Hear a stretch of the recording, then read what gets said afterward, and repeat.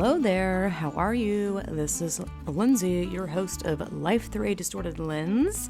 This week I'm going to do something a little bit different, slightly educational, and by slightly I mean largely educational. Let's see, I bought a dictionary last year. I don't even know, I lost track of time. Because I wanted to know the definition of words because all this woke stuff was happening and words were changing. And I just really wanted to make sure that I had a book on hand that I could refer to. And what better book to have than the original 1828 American Dictionary of the English Language by Noah Webster. I bought this on Amazon. It was pretty expensive, but definitely worth it. It's absolutely fascinating. I couldn't believe Amazon even had it. It's not the original. It's the original book reproduced and reprinted to, today's terms. It's not like a book from actually 1828. The contents are, but not the book itself. You get it. I also bought a Merriam-Webster's Pocket Dictionary from 1995. I just basically wanted dictionaries that were before the year 2000 when stuff started to just kind of hit the ceiling fan, however you want to call that. Much to my surprise, there's this whole historical writing in the beginning before it gets to the dictionary part about Noah Webster. And I was absolutely shocked to find out that Noah Webster was a devout Christian. And he had a lot to do with our American Revolution and wrote a lot and had a lot to do with the foundation of America. And I was just blown away. Whether or not it's me just not remembering this from high school because I was terrible in school, I just couldn't pay attention. And I mean, I love history. I've never not liked it, but I struggled remembering dates and names and whatnot in school. Maybe I had bad teachers. Who knows? Welcome to ADHD life. So here I am in my 30s now, basically doing a book report on Noah Webster because I can't get enough. So my church has an amazing bookstore, and there's been some books about Noah Webster, and I'm like, what? Do tell, because I was so fascinated with it when I started reading the dictionary, I don't know, back in January this year about Noah Webster, and it's a lot to read, and I haven't even gone through all of it, sadly, but so I purchased another book that is basically more of a history lesson, which is also in the dictionary, but it's called Noah Webster's Advice to the Young and Moral, I forgot to look this one, it's Catechism,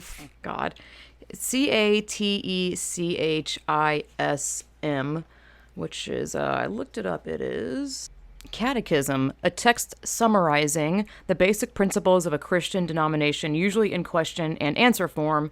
Let's see, formal indoctrination in the tenets of a Christian denomination. So, I'm going to read from that. I tried to do like a book report thing, and I don't know if you wanted to know like his true history of how he got married and had, 6 girls and 2 boys, and 1 died in infancy. Which I'm like, I like how I'm just telling you, like, I don't know if you want to know that, but here I am telling you that. It was hard for me to narrow down basically things to talk about. So I'm going to read from that book right now. So, Noah Webster is a name recognized by most Americans today, primarily because of the dictionary which bears his name. His achievements, however, go well beyond that momentous work. In fact, for his other extensive efforts in early American education, he has been titled America's Schoolmaster. Actually, however, it was his early activities related to the emergence of America as an independent, self-governing nation which first caused him to focus on education. Additionally, Noah Webster was one of the America's founding fathers,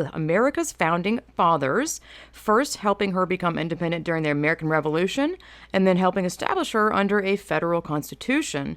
He realized, like most of the other founding fathers, that for America to survive as an independent, self-governing nation, it would need much more than just a new form of government. I'm going to be skipping around here, so there's going to be some pauses, but bear with me. Because I'm not going to read like all of it because it's a lot. The founders realized that the quality of our new government would depend upon the quality of our education. In fact, education became so important to our founders that in the 10 years following the American Revolution, more colleges and universities were established in America than in the 150 years preceding the Revolution.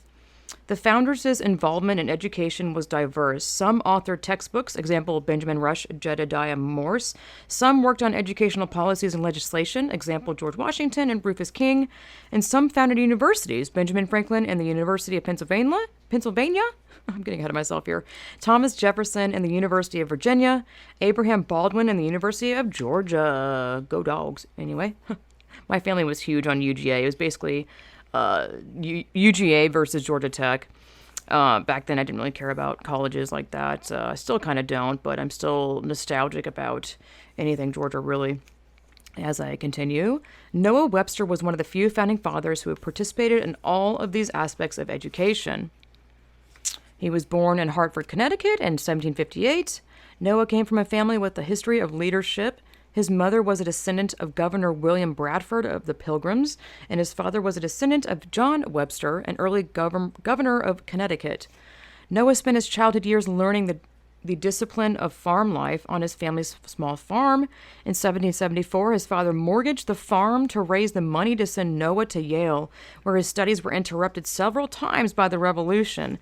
In fact, Noah left twice Yale to join the fighting, once marching to Canada in 1776, and then marching with his father's company of militia to the field of battle at Saratoga to participate in the surrender of British General Beauregard, I don't know how you say that, in 1777. Noah finally graduated from Yale in 1778. Let's see here. Let's see. Upon Noah's graduation, his father gave him $8 in continental currency and told him that henceforth he must support himself. Noah returned to Hartford and began teaching school while pursuing the study of law. After 3 years in 1781, he was admitted to the bar, and during part of his studies, he lived in the home of the attorney Oliver Ellsworth, who later became a delegate to the Constitutional Convention and then a Chief Justice of the U.S. Supreme Court. Noah's 3 years of teaching school first revealed to him here's where it gets interesting in my opinion, the weaknesses of American education. It was too reliant on the British. Not only did many young Americans travel overseas to study in British and other foreign colleges, but American schools used British geography and literature books and even taught British meanings for words. Webster explained the weaknesses of this system. He says, "The institutions in this country which are new and peculiar give rise to new terms or to new applications of old terms. Thus the terms land office, land warrant, location of land, consociation of churches, regent of a university, intendant of a city, etc., are either words not belonging to the language of England, or they are applied to things in this country which do not exist in that. No person in this country will be satisfied with the English definitions of the words Congress, Senate, Assembly, Court, etc. But this is not all. The English dictionaries inform us that a justice is one deputed by the king to do right by way of judgment. He is a lord by his office. Justices of the peace are appointed by the king's commission, language which is inaccurate in respect to this officer in the United States, and which requires a different definition." And that's the end of his writing there, Webster's explanation. Webster understood that a continued attachment to Great Britain in education might lead to a return to her politics. He realized that there was a clear connection between popular education and popular sovereignty, recognizing that, as he told one friend, America must be as independent in literature as she is in politics. He therefore began to promote a distinctly American system of education. Let's see here. He announced, in a publication called Dissertations on the English Language, he said, "Now is the time in which we may expect success in attempting changes favorable to language, science, and government.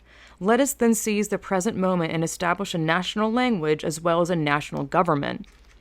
End of his writing right there. Webster had long believed that an integral part of a new American system of education was new, purely American textbooks. Yeah, you think? Basically, this is obviously the Revolutionary War, 1776, and he realized that, we can't be using these English geography and science and whatnot. We got to establish our American language, really. Let's see here. I'm just yeah, anyway.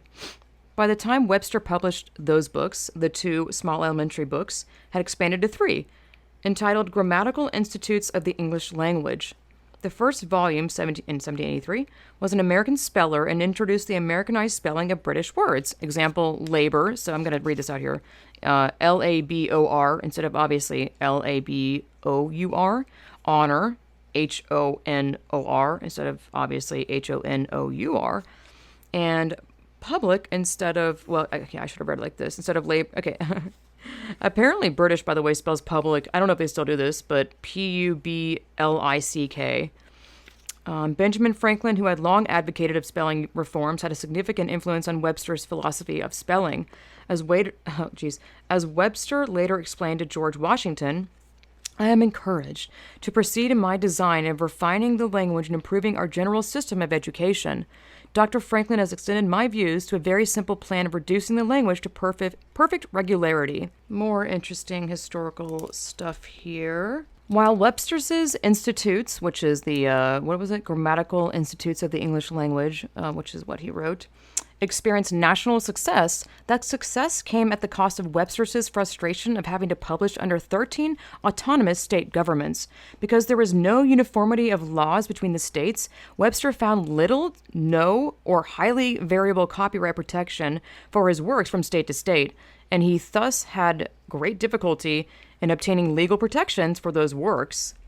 This experience, coupled with his firm belief that students in each state should be taught the same common elements of an American education, caused him to align politically with the Federalists. In 1784 to 1785, Webster promoted his Federalist ideas and argued for a national system of government in his book Sketches of American Policy. This work was believed by many to be one of the first calls for a constitution of the United States. I'm going to talk about how he was really beloved by many, like James Madison, encouraged him in his pursuit for, his plan for an American system of education. Many delegates not only knew of him and respected Webster, but even dined with him or called on him at his home. Example, George Washington, Edmund Randolph. I'm not going to pretend like I know all these people, by the way, but maybe you do. Oliver Ellsworth, William Livingston, Roger Sherman, Jared Ingersoll, Benjamin Franklin, Abraham Baldwin, Timothy Pickering, and James Madison. He was really respected by basically everyone, it sounds like. Ideas born out of Webster's earlier frustrations with state copyright laws took root in the final product of that convention. This is, again, talking about the Federalist Convention. Which convention? Oh, it's the Constitutional Convention. Yeah, in 1787. It was Webster's efforts, combined with those of Dr. David Ramsey, a member of the Continental Congress from South Carolina, as well as an author, historian, and physician, which led to the inclusion of uniform copyright protection in Article 1, Section 8 of the Constitution. Yeah, let's see. Following the adjournment of the Constitutional Convention, members solicited Webster's assistance and asked him to exert his influence to help secure public acceptance of the new Constitution. Webster responded enthusiastically and published the leading principles of the federal Constitution, which he dedicated to Benjamin Franklin to urge support and ratification of the new Federalist document. Let's see, that's where he met Rebecca Greenleaf, and the courtship began. He published an American magazine to promote American education in 1787. It was literally called American Magazine. Married, I already told you about that. He had 6 daughters and 2 sons, and 1 died in infancy. He actually wrote a magazine called Minerva, which is a semi-weekly paper. That one was a daily paper, and the semi-weekly paper was called the Herald. Let's see. And then those 2 papers were later known as the Commercial Advertiser and the New York Spectator, which I'm pretty sure New York Spectator is still a thing. Not maybe Commercial Advertiser still is not. I'm going to read to you some of Noah Webster's other writings and works. This one was called Elements of Useful Knowledge. It's a 3-volume work filled with American history, geography, and several documents reflecting American government, i.e. the Constitution, and Washington's farewell address. In 1806, he published his first dictionary, a compendious dictionary of the American language. In 1807, he published a philosophical and practical grammar of the English language. This is also the year he began to buckle down in his great dictionary, of which this consumed most of his time. More works are, let's see, the name of it is, On the Supposed Change in Temperature of Winter, which foreshadowed the work of the census and weather bureaus of later times. A Brief History of Epidemic and Pestilential Diseases, a textbook used in medical schools. He helped found Amherst College. Yale awarded him a doctorate of civil law. In 1824, still working on his massive dictionary, Webster traveled to England and France to examine literary works not available in America and to consult with other experts on word usage. There he made a final collection of useful and necessary materials and completed his manuscript before returning to America. Incidentally, in preparing the dictionary and seeking to understand the origin and etymology of words, Webster learned over 20 languages. In 1828, his 2-volume masterpiece was published, A Dictionary of the English Language. That dictionary, containing 12,000 words and 40,000 definitions, not found in any previous dictionary, was the first to record non-literary words and to include American meanings and, quote, Americanisms. His work was described as the most ambitious publication ever undertaken up to that time upon American soil.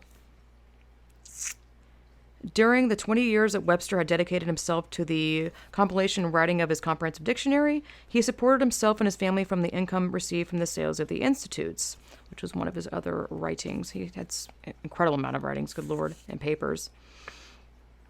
Let's see. Although the royalty from each sale was small, less than 1 cent per copy, the volume had been enormous, nearly 1 million copies a year. By his death in 1843, some 404 editions had appeared. By 1847, 24 million copies had been purchased by schools and the public, and by 1889, the number had increased to 62 million. Wow. Eventually, over 100 copies of his Speller sold in 1936. It was still in use in schools, and as late as 1975, 2 editions still appeared in print. In 1832, Webster revised his 3-volume Elements of Useful Knowledge into a single small history book for schools called The History of the United States. It was clearly an American view of history, and just as his institutes helped shape the structure of American language, this work helped shape the teaching of American history. In fact, one education group claimed, quote, the obligation of our common schools to Noah Webster for his early work in promoting the study of our history is incalculable. I think that's not right yet. End quote. Webster's advice to the young, this is in the book here, which it's pretty long, but I'll try to read some of it. Webster explained, the advice to the young, it is hoped, will be useful in enlightening the minds of youth in religious and moral principles, and serve in degree to restrain some of the common vices of our country. Republican government loses half of its value where the moral and social duties are imperfectly understood or negligently practiced. To exterminate our popular vices is a work of far more importance to the character and happiness of our citizens than any other improvements in our system of education. God, he wrote so much. It's quite incredible. In addition to the books already mentioned, Webster authored numerous others, including The Little Reader's Assistant in 1790, The Prompter in 1791. I'm just going to read the books, not the years. The Peculiar Doctrines of the Gospel Explained and Defended, The History of Animals, Letters to a Young Man Commencing His Education, A Revision of the Authorized Version of the English Bible, The Value of the Bible, Observations on Language, a collection of papers on political, literary, and moral subjects, and many other works. Crazy. Let's see here. Webster believed that instilling in his children a love and veneration for the scriptures was the greatest legacy he could leave them. A confirmation of his commitment to this legacy was evidenced when 35 of his children, grandchildren, and great-grandchildren gathered in New Haven in 1842 to celebrate, 3 years late, the golden wedding anniversary of Noah and Rebecca, which was his wife. This is, it's cute, but I'm not going to read it because it's quite long. A fundamental tenet of his educational philosophy had been that Christian principles were inseparable from a successful education system. As he explained, in my view, the Christian religion is the most important and one of the first things in which all children under a free government ought to be instructed. No truth is more evident to my mind than that the Christian religion must be the basis of any government intended to secure the rights and privileges of a free people. I'm going to continue. This is some of the advice to students from his textbooks. I would commend to you, at this early period of life, to become well acquainted with the Scriptures and with the facts and arguments which support their authenticity and their divine original. Nothing is more common than for young men to fall into skepticism merely for want of a thorough knowledge of the Scriptures. Principles and precepts contained in the Scriptures ought to form the basis of all our civil constitutions and laws. All the miseries and evils which men suffer from vice, crime, ambition, injustice, oppression, slavery, and war proceed from their despising or neglecting the precepts contained in the Bible. Sin, even in this life, produces more pain and misery than real pleasure. No, my friend, there is no substantial satisfaction in this life, except in conforming to the laws of the supreme lawgiver. Man enjoys the most happiness when his heart is reconciled to the divine laws and most conformed to the divine character. The soul of man is, I am persuaded, never tranquil till the will is subdued and has yielded with implicit submission to God's sovereign grace. After Webster defined each word in his dictionary, he would provide illustrations to clarify the meanings of the word, and a significant percentage of the thousands of examples he provided were Bible verses. This is what also blew my mind when I bought this dictionary. I was like, what?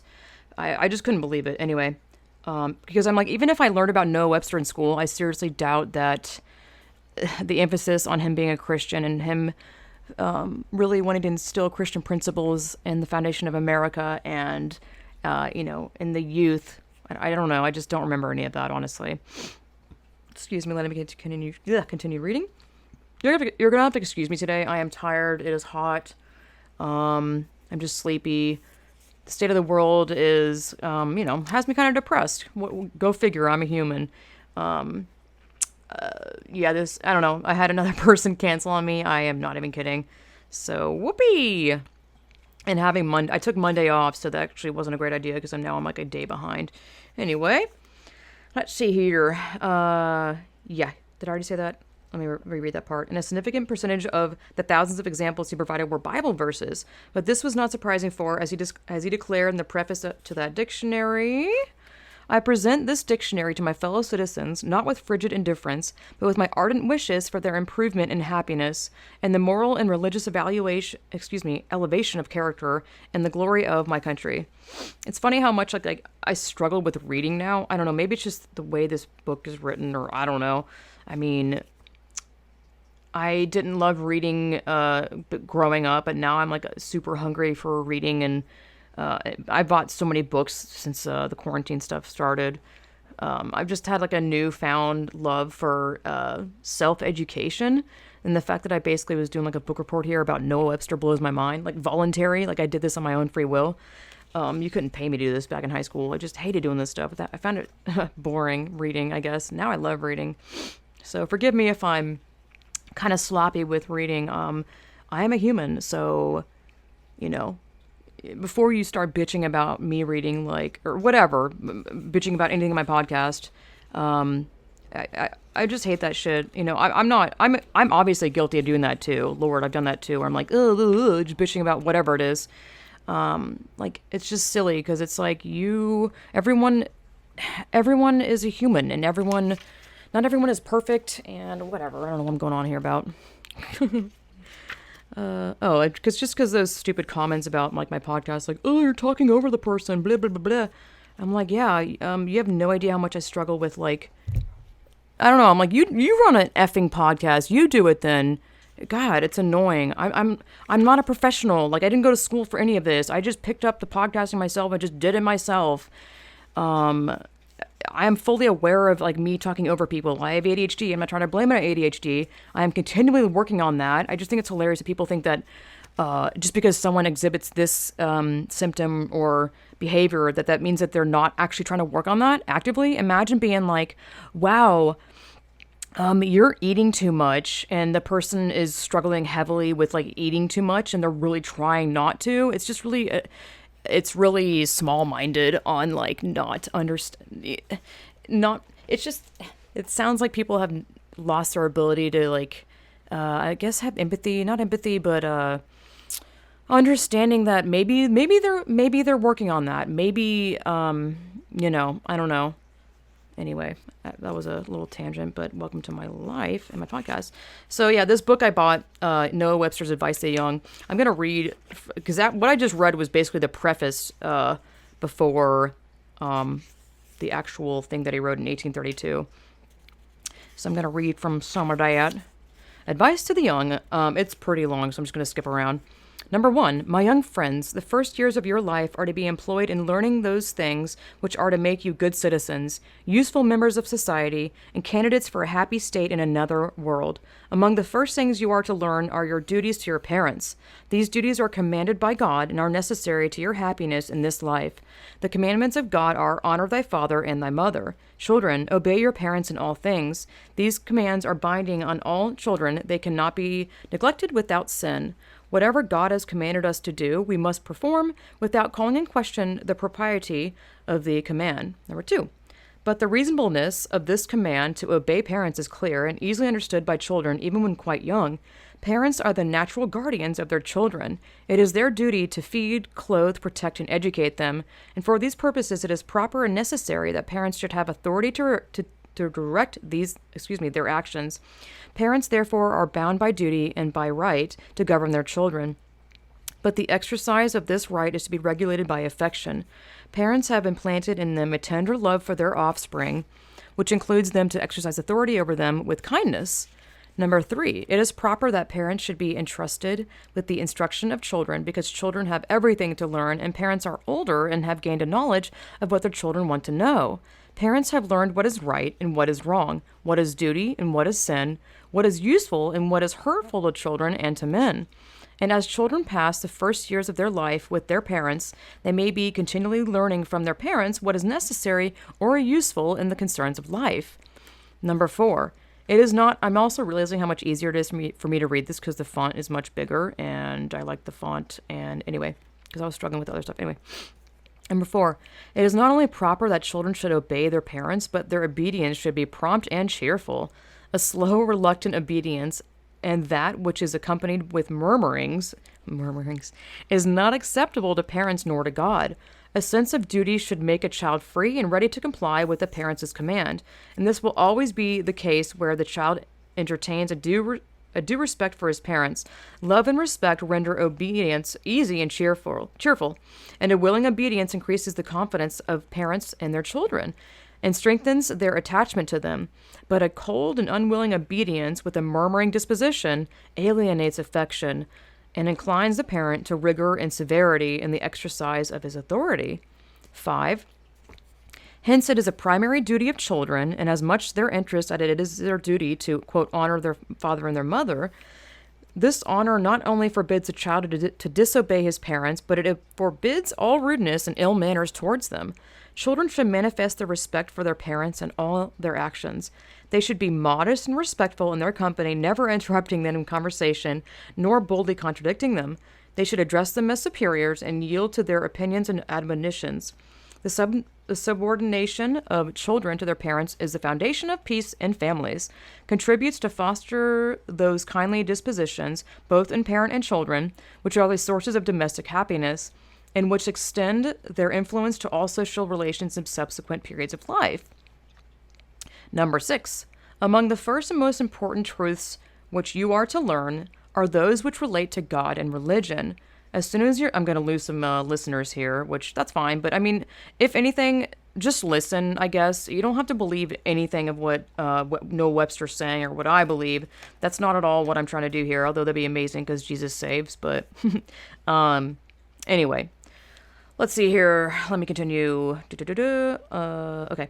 As soon as your minds become capable of reasoning or excited by curiosity to know the cause of things, you will naturally inquire who made the world, who made you, and why were you made? You will understand by a moment's thought that the things around you cannot have made themselves. You will be convinced that a stone or a mass of earth cannot have made itself, as it has no power in itself to act or move. It must then have had a creator, some being that had power to act or move, and to bring the stone into existence. Number 7. You observe that plants and trees grow, but they do not grow in winter when it is cold. Some degree of heat is necessary to their growth. You conclude then that wood and vegetable matter in itself has not the power of growth or increase. You see various animals as dogs and horses, but you know they cannot create themselves. The first animal of every kind must have had a creator, distinct from the animal himself. You see houses and barns and ships, but you know that they did not make themselves. You know that they were made by men. You also know that you did not create yourselves. You began to exist at a time which you cannot remember, and in a manner of which you have no knowledge. Howdy doody. Enjoying the show? Join the Rational Revolution and unlock extra-censored, top-secret content that big tech finds to be too truthful. Head over to subscribestar.com/distorted lens and choose a tier. Or donate directly through PayPal. Type in paypal.me/LP Foster Kittens to donate directly with PayPal. Your donations help me to bring you the truths of the world each and every week. Thank you from the bottom of my heart. Now, on to the show. 8. From such familiar observations and reflections, children may be convinced with absolute certainty that there must be a being who has been the creator of all the things which they see. Now, when you think that of all the substances about you, not one can have been its own creator. And when you see the vast multitude of things, their variety, their size, their curious forms and structures, you will at once conclude that the being is capital B there, who could make such things must possess immense power, although superior to the power of any being that you see on the earth. You will then be led to inquire, who is this being and where is he? Number 9. Here not only children, but the wisest philosophers are brought to a stand. We are compelled to believe that there is a being of vast and unlimited power who has created whatever we see, but who he is or where he is, we cannot know by our own observation or reason. As we cannot see this being, we cannot, by the help of reason, know anything of his manner of existence or of his power except what we learn from his works or from revelation. If we had been left to gather all our knowledge of the Creator from his works, our knowledge of him must have been very imperfect. But the Creator has not left mankind in ignorance on this subject. He has graciously revealed his character to man, and his revelations are recorded in a book, which by way of eminence is called the Bible. This is so long, by the way. Let's see. That's number 9, 10. I'm going to just kind of maybe skim over. I don't even know how to summarize it because I like reading all of it. But 10, from the Bible we learn that God is a spirit, hence we cannot see him. Spirit is not visible to human eyes, yet we need not wonder that a substance which is invisible should possess amazing power. Number 11. The scriptures inform us that God is not only all-powerful, but all-wise, and his wisdom is displayed in the admirable structure of whatever he has made, and the adaptation of everything to its proper uses, in the exact order and beautiful arrangement and harmony of all parts of creation. 12. We learn also from the Bible that God is a holy being. It's weird when people break. Sorry. That is, he is perfectly free from any sinful attributes or dispositions. Let's see, 12, 13. The first and most important point to be decided in your minds is that God is your supreme or sovereign ruler. On this point, there can be no room for doubt, for nothing can be more evident than that the being who creates another has a perfect and indisputable right to govern him. 14. I'm not reading all of them, by the way, like I said. Man is a being of a higher order. He is furnished with understanding or intellect and with powers of reason by which he is able to understand what God requires of him and to judge of what is right and wrong. Let's see. 15. Being satisfied that God is your creator and rightful governor. The next inquiry is, what is his will concerning you? For what purpose did he make you and endow you with reason? A wise being would not have made you without a wise purpose. It is very certain, then, that God requires you to perform some duties and fill some useful station among other beings. 16. The next inquiry, then, is, what are you to do with what you are to forbear, in order to act the part which your Maker has assigned to you in the world? Skipping forward to 17, the Bible contains the commandments of God. That book is full of rules to direct your conduct on earth, and from that book you may obtain all you want to know respecting your relation to God and to your fellow men, and respecting the duties which these relations require you to perform. Your duties are comprised in two classes, one including such as are to be performed directly to God himself, the other those which are to be performed directly to your fellow men. 18. The first and great command is, love the Lord your God with all your heart and soul and mind and strength. The supreme love to God is the first, the great, the indispensable duty of every rational being. Without this, no person can yield acceptable obedience to his Maker. Goodness or holiness is the only source of real happiness. It is therefore necessary to be holy in order to be happy. As the character of God is the only perfect model of holiness, it follows that all God's creatures who are intended to be happy must have the like character. 19. Sin is the source of all evil. If sin was admitted into heaven, it would disturb the happiness of the celestial abode. 20. Again, I'm skipping ahead. It is true that in this world men do not become perfectly holy, but God has provided a Redeemer whose example on earth was a perfect model of holy obedience to God's law, which example men are to imitate as far as they are able, and God accepts the sinner's cordial faith in Christ, accompanied with sincere repentance and humble submission and obedience to his commands in the place of perfect holiness and character. 21. The duties which you owe directly to God are entire, unwavering faith in his promises, reverence of his character, and frequent prayer and worship. 22. The second class of duties comprehends, this is so long, I'm going to skip ahead. Let's see. Interesting, what is this? 26. One of the most, I don't know how many there are, barely. Let's see, let me skip it all the way. Looks like there are 56. Dang. Oh, I didn't know they did mention that. There's 2 books in here. This one is obviously, this one's, yeah. Hold on, is it? Yeah. Is it? Yeah. History of the United States. What I'm reading is entitled inside this book that I mentioned, I'm reading from, is called History of the United States, to which is prefixed a brief historical account of our English ancestors from the dispersion at Babel to their migration to America, and of the conquest of South America by the Spaniards, by Noah Webster, LLD. New Haven, published by Dury and Peck, Baldwin and Treadway print in 1832. Let's see where to leave off. This is number 26. One of the most important rules of social conduct is justice. This consists positively in rendering to every person that is due to him, and negatively in avoiding everything that may impair his rights. Justice embraces the rights of property, the rights of personal liberty and safety, and the rights of character. All right, let me skip ahead. This is a thou shalt not steal. Gosh. Yeah. Exhausting a little bit here. I'm going to skip forward to the next book that he wrote. It's called The American Spelling Book, containing the rudiments of the English language for the use of schools in the United States, by Noah Webster. This is the question and answer thing. Yes. Question. What is moral virtue? Answer. It is an honest, upright conduct in all our dealings with men. Question. What rules have we to direct us in our moral conduct?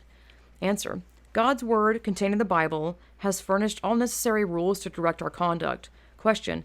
In what part of the Bible are these rules to be found? Answer. In almost every part, but the most important duties between men are summed up in the beginning of Matthew in Christ's Sermon on the Mount.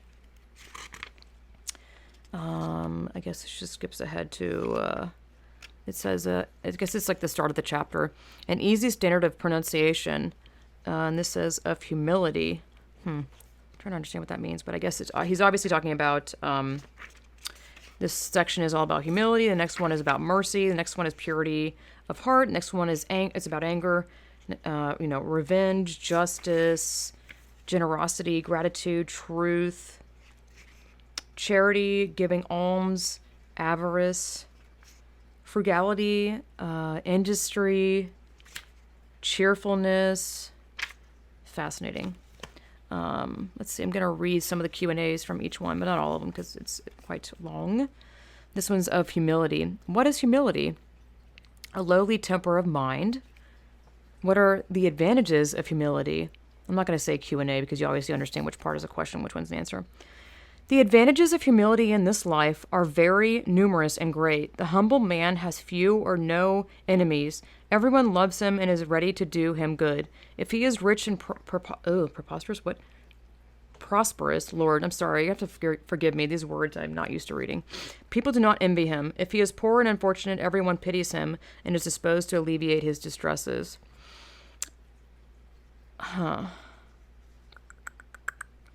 Let's see. Next one is mercy. What are the advantages of this virtue? The exercise of it tends to diffuse happiness and lessen the evils of life. Rulers of a merciful temper will make their good subjects happy. It will not torment the bad with needless severity. Parents and masters will not abuse their children and servants with harsh treatment. More love, more confidence, more happiness will subsist among men, and of course society will be happier. Next one is peacemakers. Is it unlawful to contend with others on any occasion? It is impossible to avoid differences with men, but disputes should be always conducted with temper and moderation.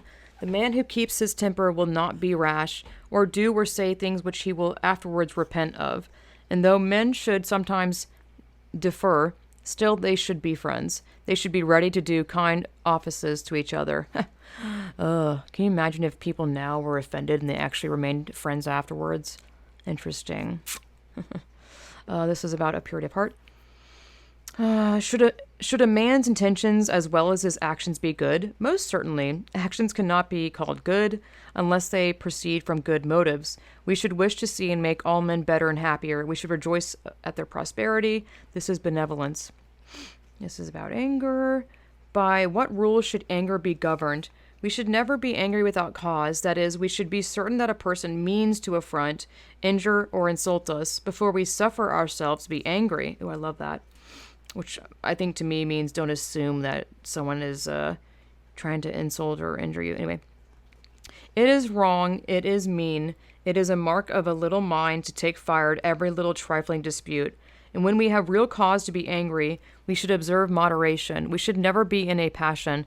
A passionate man is like a madman and is always inexcusable. We should be cool even in anger and be angry no longer than to obtain justice.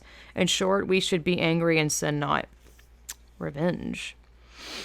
What is revenge? It is to injure a man because he has injured us. Is it justifiable? Never, in any possible case. Revenge is perhaps the meanest as well as wickedest vice in society. What shall a man do to obtain justice when he is injured? In general, laws have made provision for doing justice to every man, and it is right and honorable when a man is injured that he should seek a recompense. Recompense? Words we don't use anymore, I think. But a recompense is all he can demand. And of that he should not be his own judge, but should submit the matter to judges appointed by authority. Let's see, this is about justice. Oh, there's a typo. This is like old school typo. Is it always easy to know what is just? It is generally easy, and where there is any difficulty. It's the next page. I don't know if it was going to say different or difficulty. Difficulty in determining, let a man consult the golden rule to do others what he could reasonably wish they should do to him in the same circumstances. Generosity. Let's see. What has Christ said respecting generosity? He has commanded us to be generous in this passage. Quote, whosoever shall compel or urge you to shall compel you to go a mile, go with him too. Gotcha. Yeah, I mean it. What? God, I understand it.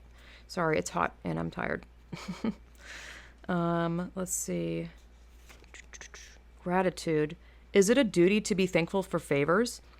It is a duty and a virtue. A man who does not feel grateful for kind acts done for him by others, does not deserve favors of any kind. He ought to be shut out from society of the good. He is worse than a savage, for a savage never forgets an act of kindness. Let me read that again. He is worse than a savage, for a savage never forgets an accident. Yeah, that's true. What is the effect of true kindness? It softens the heart towards the generous man, and everything which subdues the pride and other unsocial passions of the heart fits a man to be a better citizen, a better neighbor, a better husband, and a better friend.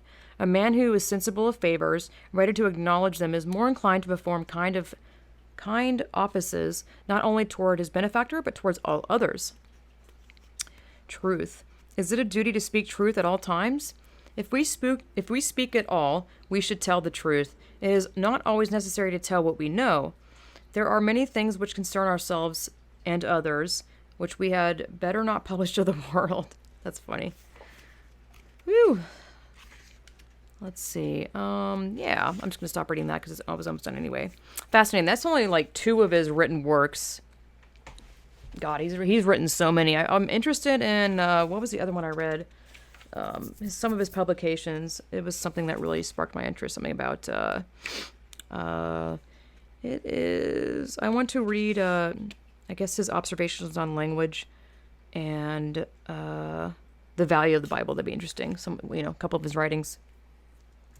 Now, I'm going to read from the Noah Webster's 1828 dictionary needed to restore an American Christian education in the home and church and the school. This is basically, it's written on green paper before the actual dictionary starts. So I'm just going to, this book is so big. Let's see. Noah Webster's 1828 American Dictionary of the English Language was produced during the years when the American home, church, and school were established upon a biblical and patriotic basis. Webster considered education useless without the Bible, while he cautioned against too extensive use of the Bible in the schools as tending to irreverence. He reiterated, in my view, the Christian religion is the most important. Oh, I've already read this to you. Sorry. See, there's some similar writings from the dictionary and that Noah Webster's advice to the young book. So forgive me if I start reading duplicates. No truth is more evident to my mind than that the Christian religion must be the basis of any government intended to secure the rights and privileges of a free people. Today, when the biblical basis of education is under systematic attack, we need to capitalize upon the availability of our first American dictionary, the only dictionary in the world to draw water out of the wells of salvation, to utilize as God's written word as a key to the meaning of words. Historically, it documents the degree to which the Bible was America's basic textbook in all fields. Let's see. Horace Mann in the 1840s removed the Bible and its sacred purpose from the schools, not the United States Supreme Court in the 1960s. Noah Webster, the lexicographer, claimed to have coined only one word, demoralize, which he defined, to corrupt or undermine the morals of, to destroy or lessen the effect of moral principles on, to render corrupt in morals. Today, the field of lexicography has been demoralized by those who would make contemporary usage and slang a standard of reference for students in our schools. Pornographic terminology has come to have educational significance in state schools, where Dictionary of American Slang has received academic acceptance. Is that an actual dictionary? Interesting. Again, I'm reading from the actual dictionary book. Noah Webster recognized that each age is subject to the demoralization of its language by the literary or modish segment of society. Thus he put as a check and balance upon each other universal undisputed practice and the common law of language, or established principles of analogy. Change for the sake of change, vulgarity, cant, slang for its own sake, was to Webster like the principle of motion in physics. If not controlled, it became the principle of destruction. Thus, expressions peculiar to and generally understood only by members of a peculiar sect, class, or occupation as A, the secret jargon of thieves, tramps, etc., B, the special idiom of a profession or trade, or C, a mode of talking used merely out of convention, especially, ESP, the insincere use of pious phraseology, found no place in Noah Webster's dictionaries. The responsibility to establish a standard of reference which will enable students to study the history and literature of our founding period in its original context is critical today. We need the primary biblical, Christian, and constitutional meanings of words. Noah Webster spent a lifetime endeavoring to liberate America from European ties of folly, corruption, and tyranny. He sought to build an education system in the school, the church, and the home, embodying a love of virtue, patriotism, and religion. In the preface of his History of the United States, he wrote, Republican government loses half of its value where the moral and social duties are imperfectly understood or negligently practiced. To exterminate our popular vices is a work of far more importance to the character and happiness of our citizens than any other improvements in our system of education. A great concern for posterity and for the youth of the country is evident among our founders. They recognized that the nature of our American Christian form of government demanded a quality of individual responsibility and a capacity for self-government never before required in any nation. And American education was, therefore, greatly needed to extend the new independence into every field of activity. Noah Webster, as did most Americans of his day, affirmed that the principles of Republican government have their origin in the Scriptures, and he sought to build an education system embodying a love of virtue, patriotism, and religion. And I have to say to that, amen, Noah Webster. Ooh, boy. God almighty. So then it goes on to the actual 1828 dictionary, and Noah Webster wrote a preface, which I'm not going to read because it's long. And after that, it has definition of language, origin of language. Oh my lord, this is like tiny font. Affinity of languages, Saxon and Gothic. I mean, Russian language, Welsh. He explains everything. Let's see. Change of articulation or consonants. Change of vowels. Change or loss of radical letters, change of signification. This is like, I guess it's just, I don't know. Talks about different languages: Latin, Italian, Spanish, Portuguese, French, Armoric, Russian, Persic, Welsh. It's incredible. This is so long, by the way. This isn't even the dictionary and definitions haven't even existed. I don't know what this is. Lego? It says Lego. The Greek, something is rendered to speak or say, to tell, count, or number, to gather, collect, or choose. The Latin lego, the same verb is rendered to gather to... I don't even know. I took Latin in high school, by the way, and I was a week late. Like, I changed my classes, so I missed the first week of Latin, and man, that screwed me over. If you miss... Basically, the first week of any language class in school is you learn, like, the basics of the language. So I was behind the entire semester, or whatever you call it. It wasn't called semesters back then, but it was, Latin is so hard. I was like, I'm going to take this because Latin is important, and it is important, but holy crap, my teacher was so nice. She really helped me out a lot. Let's see, Lord, what in the world? Like, this is so long. Let's see, going on is a chapter about orthography. I don't even know what that is. What is orthography? Let me see. From the period of the first Saxon writings, our language has been suffering changes in orthography. The first writers, having no guide but the ear, followed each his own judgment or fancy, and hence a great portion of Saxon words are written with different letters by different authors. Most of them are written 2 or 3 different ways, and some of them 15 or 20. To this day, the orthography of some classes of words is not entirely settled, and in others it is settled in a manner to confound the learner and mislead him into false pronunciation. Wow. It's just interesting how I use false. Anyways, nothing can be more disreputable to the literary character of a nation than the history of English orthography, unless it is that of I don't even know. What are these words, dude? Jeez. Okay. This is still introduction. Pronunciation. I'm just telling you all this stuff that is absolutely fascinating. There's so much about just language in general. I don't even know. What is this? Etymology. Accentuation. Accent is the more forcible utterance of a particular syllable of a word by which it is distinguished from the others, which you understand that. Dissyllables, trisyllables. What does that mean?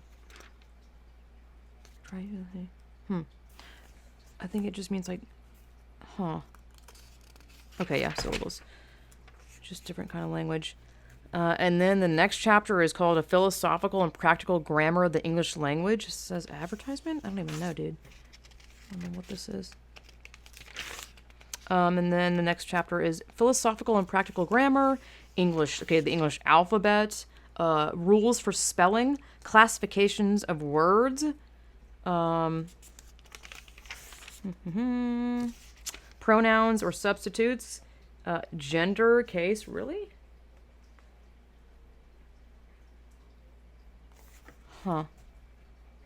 What does it say? Anyway.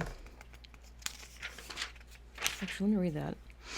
Gender and grammar is a difference of termination to express distinction of sex.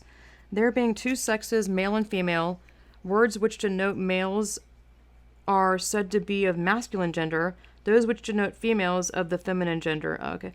Words expressing things without sex are said to be of neuter gender. Why aren't non-binary people calling themselves neuter?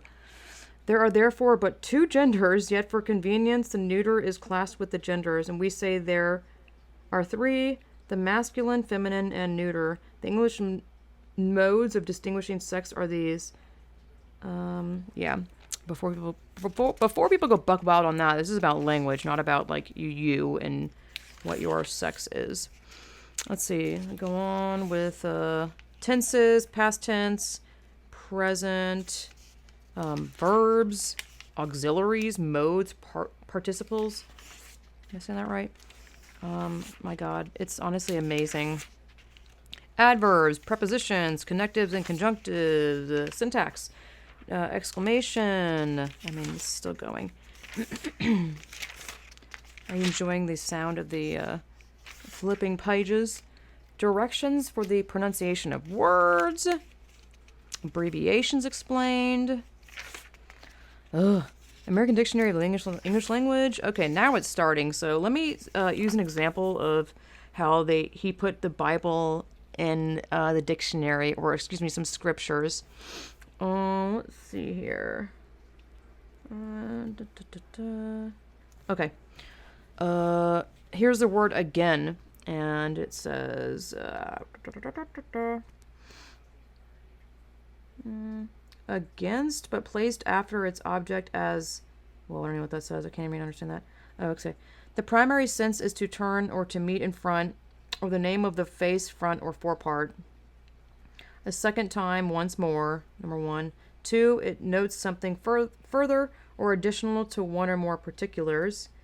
For to which of the angels said he at any time, Thou art my son, this day have I begotten thee. And again, I will be to him a father, and he shall be to me a son.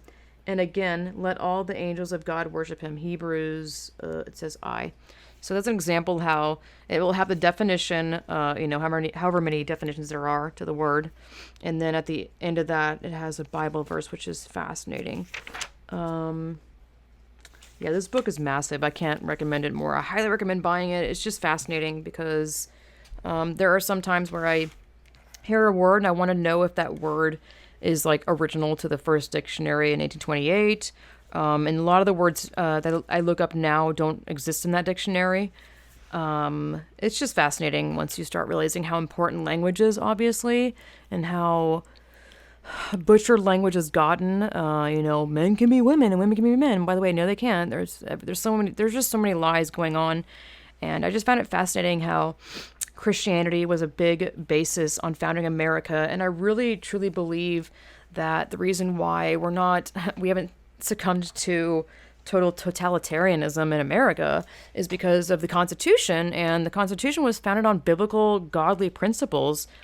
And I don't know, I just really believe that this is, at least for now, protecting us, and I believe that it always will protect us. I don't know, it's just given me a really big sense of pride, and I feel very blessed to be born in America, and I've really embraced loving America, and its values are incredibly important. I really, obviously recommend looking them up and studying it, because I didn't know. So yeah, I don't know. I guess that's all for now. Thanks for listening. I wish I could cover more about Noah Webster, because I just found it fascinating, but I think you got enough there. Thanks for listening. Please review my podcast on Apple Podcasts if you can. That would mean a lot to me, by actually writing a review. You can support my work by donating on PayPal, which is paypal.me/distorted lens, or become a monthly contributor on my Subscribestar, which is subscribestar.com/distorted lens, or you can buy some of my goodies on my website, which is lindsayplatotianart.com. Also, by the way, I have a new type of newsletter. I'm not going to call it newsletter. I mean, I can treat it like a newsletter, but, the crackdown and censorship of big tech has been going on since I started this whole thing with the whole women's rights thing.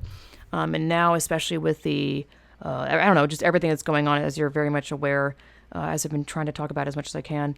But I really want to stay connected to you guys, and I don't want to lose like my Instagram or example, YouTube, and then I would lose connection with you guys. So you can head to my website, which again is lindsayplatotianart.com, and then on the top bar it says stay connected, and then you just give your first and last name and email address so I can stay connected to you, because I really do value you guys, and I'd love to stay connected. And if you can, I would really recommend getting people's phone numbers and addresses of people that you know and trust personally, like people around you in person, and really connecting with people locally and banding together that way. Because I just think that existing online and trying to get things done in a way that gets real stuff done is what has more of an impact if you do it in person with people you actually know. And, the camaraderie and friendship you can gain with people that you know in real life has a much more profound impact on you. At least I've noticed with me personally, like in person. And I think going to church and finding a local church and people that go there and finding friends through there is also not a bad idea at all. I love going to church every week now. It's especially nowadays when the world has gone to absolute crap, and it's every day I wake up, I'm just like, oh my God, what is going on in the world, man? It's you're not alone in that feeling, obviously, but I love going to church. It just rejuvenates me, really. Anyway, hang in there, guys. Turn to God. He's always there, and you can really cast all your doubts and worries and anxieties on him, and he's just basically waiting for you, really. It's one of those things that I can preach a million times to you, but it's one of those things that you can only feel for yourself once you start trusting in God and being like, all right, listen, I don't know about you, and I've never talked to you, but show me the way. I don't know how to do it. There's no right or wrong way to talk to God, really. So I recommend doing that, because it's incredible seeing what he can do by simply just praying about certain stuff. Like the other day I prayed with my husband about going to the DMV, because last time I went by myself and it was super stressful, and it got to me and it shouldn't have. And it was crazy. Like my husband got served immediately. I didn't have to wait that long at all. There was like no one there that day. It was the day after Labor Day, which was Tuesday. It was really like an effortless thing. I found it amazing, and I really feel like it was God doing that. So you never know until you start asking him to like work through you and help out you in your life, and just pray, And thank you to Flying Spaghetti Ginger and Nancy Diamond for being my Subscribestar Rational Revolutioneers. And thank you to Colin Turner for donating to my podcast. I greatly appreciate you guys for contributing to my endeavors. I really, really, really appreciate you. Thank you so much for supporting my work. Anyway, so I guess that's all for now, you guys. Take care. God bless.